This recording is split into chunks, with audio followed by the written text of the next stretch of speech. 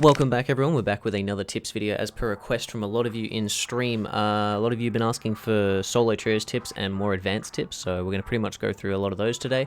The last tips video, the beginners one, was a pretty big hit. A lot of you guys apparently helped you a lot, which is great. I'm glad it did. So we might continue to do more like further down the line, but also if you need any extra help, feel free to come to the stream or the Discord, preferably the Discord, because on stream it's pretty hard to answer questions 24/7, but you know, it's still great to see you guys in there.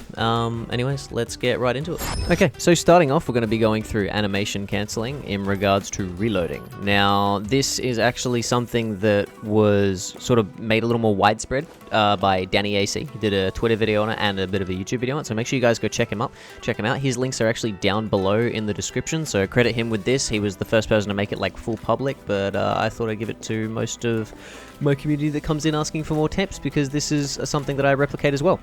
Anyways, full mag animation cancelling. Just full, go through it, and then the second the mag goes in, cancelled straight away. The way you do it, with literally just the tag, the emote tag, that is all you have to do. The second the mag is visibly in there, you can just press the button and it'll cancel the whole animation and you can just go straight into it, or the rest of the animation.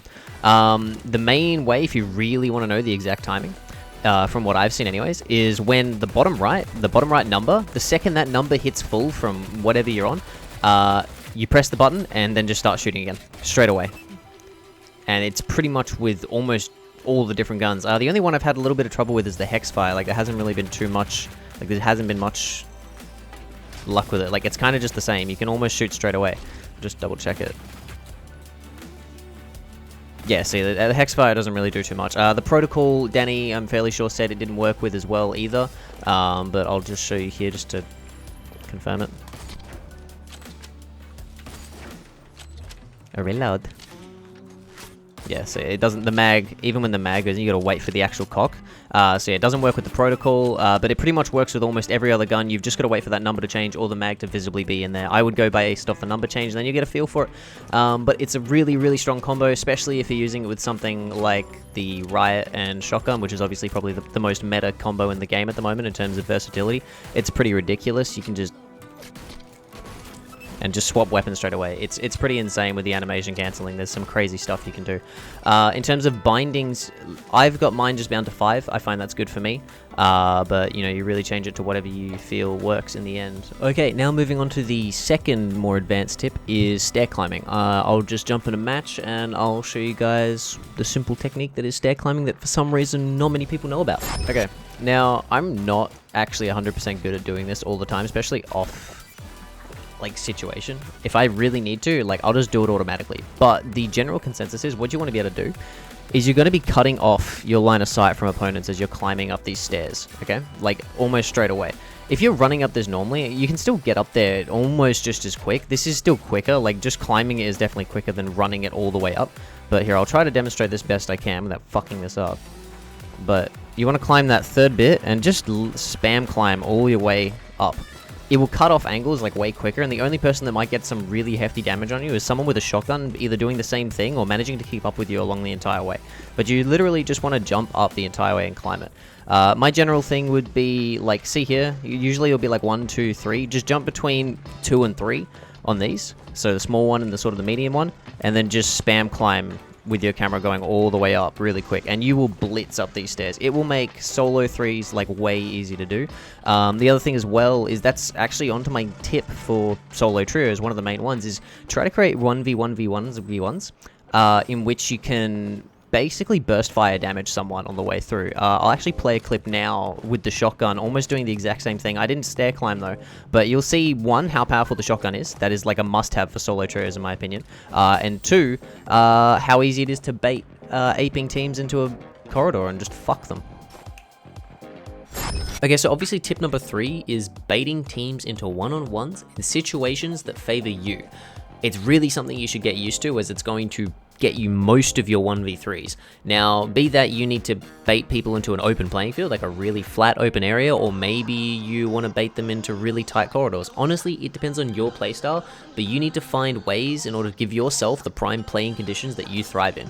For me personally, it's baiting people into predictable movesets and destroying them when they're not expecting it, if they think I'm running away. And, you know, it was previously seen in that shotgun clip. That is the main way I win most of my 1v3s, is maybe I'll tag someone, run away, and wait for them to come to me, and then I will get the first shot off with, say, a riot or a shotgun. Sometimes I'll just open up on them with the Ripper and fully destroy them and try to get a pick, because a 1v2 is significantly easier than a 1v3. So you need to figure out what the best way for you is to thrive in those conditions. It would be a good idea maybe to watch other people that do solo 3s regularly and just get ideas. And then honestly, just create your own playstyle.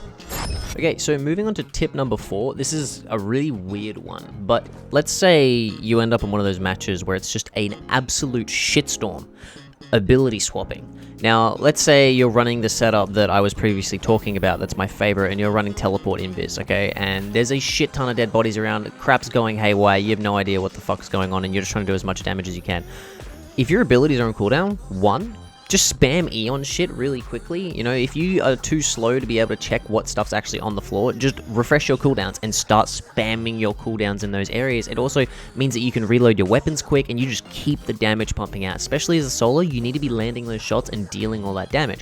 But the other thing as well, rather than just picking stuff up that you've already got, in terms of abilities, if you're sitting there, you used your invis, you've used your telly, you've got literally nothing left, but there's a slam right there, you may as well swap and quickly grab it and just get out. Okay, now that's not necessarily just slam, it could be armor. Maybe you see an armor on the floor, your invis is on cooldown, so you quickly grab that. That gives you a second to breathe. And what armor lets you do as well is actually look at what's on the ground really quickly, grab what you need, and get out. But keep in mind that, look, if I pick this up again, it's on cooldown. Wait, what?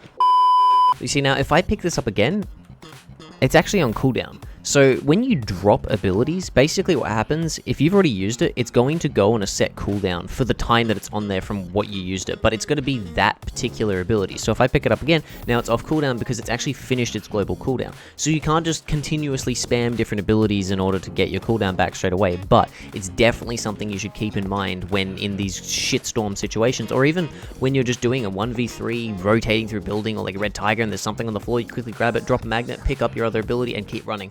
It's something you should really consider doing and giving a shot, because although it can be a little bit jarring at times, once you get used to doing it quick, there's some crazy stuff you can do and generally just roll through people and using all their different abilities. Plus, it denies the enemy loot most of the time as well, if you just pick up everything on the floor in those big fights. So there's literally no reason you shouldn't be doing that. That's probably one of the most important tips when you're in those shitstorm fights where there's just so much crap going on. Also, do keep in mind that if you do loot while you're in a state kind of ability like Invis or Armor, it will cancel it. So know exactly what you need to grab before you actually come out of that state, because good players are just going to beam you while you're sitting there trying to loot. Adding on to that as well, don't feel like you can't ape a person through other teams. Obviously, you're always going to get beamed sometimes by actual good players, but if you're going into solo trios, you're kind of already taking a risk. You may as well just go all in and see if you can outgun just 3 people. That doesn't necessarily mean stay in line of sight of all 3 people. Play off of cover and just focus the fuck out of one single person. If you get a pick, now the fight's a 1v2. Now, either both of them are going to ape you, and then you just do the exact same stuff, but with 2 enemies, okay? And you just got to keep rehashing it and keep practicing it. There's not really a surefire way to get past that all the time, because the fact is, if you come up against a team of 3 players that are really, really good, you're probably going to die. You're not really meant to 1v3 them in a sense, because, you know, and if you do, that's what makes 1v3s so much fun and solo trios so challenging and enjoyable. But yeah, overall, if one goes to res, then now you're on a one-on-one. So my main thing there would just be try to focus target one individual. If he armors or something though, or invises, your best bet, sometimes it really depends on how you're feeling with the situation. If you're low or not low, then either you get out, maybe you trail them the entire way while line of sighting the other 2 teammates. There's so many different things you can do, and honestly, you need to jump into solo trios yourself and really suss it out.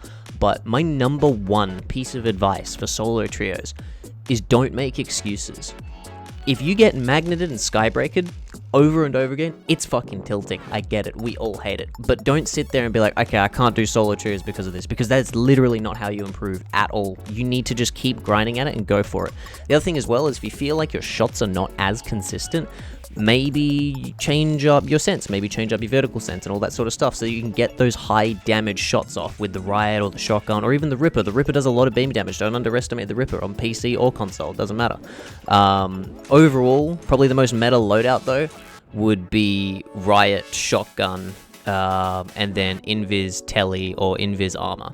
Invis is probably your king, and if there's Reveal, there's not really a lot you can do in the end. But yeah, that's probably a #1 tip. Don't be a little bitch, basically. Thank you for sticking with that entire video. I understand it could be pretty complicated and very not definitive in terms of tips that you should be doing, because in my opinion, there really isn't a direct way to solo trios more. I do it a lot. It helps me stay better as a player, but overall, you really need to find your own playstyle and just basically figure out how you yourself can wipe threes easily. If I am not any help, I recommend checking out Dannyyac. He's got a pretty different playstyle to me. I play very close quarters, aping 24/7. Danny's got crazy medium beaming sort of shit. Like, he's nuts in that regard. Overall, if you're actually a new player and you found your way to this video, make sure you check the other tips video. That one's a little more streamlined and easy to understand because they're just direct tips for new players. Like, it's pretty easy stuff. The next video, other than gameplay, that I'll probably be working on, and then I'll chuck over to DemonDwarf, the editor. Make sure you check him out too. He is down below. Will probably just be a loadout thing, so different kits that are really strong, and then tips on how to use those kits as well as different ability combinations as well. That's what's the one thing I'll be going into, and I might make a solo video on Shockwave because I feel like it's pretty underrated because there's some crazy shit you can do with Shockwave. Anyways, thanks for tuning into the video. If you enjoyed, please chuck a like and subscribe, comment, all of that random shit that honestly I couldn't care less about because I'd much rather you come into the stream. I stream 6 PM Australian Western Standard Time every single day, but I'm probably going to end up taking Friday nights off because I'm dying. Anyways, thanks for coming in. Have a good one. See you next time.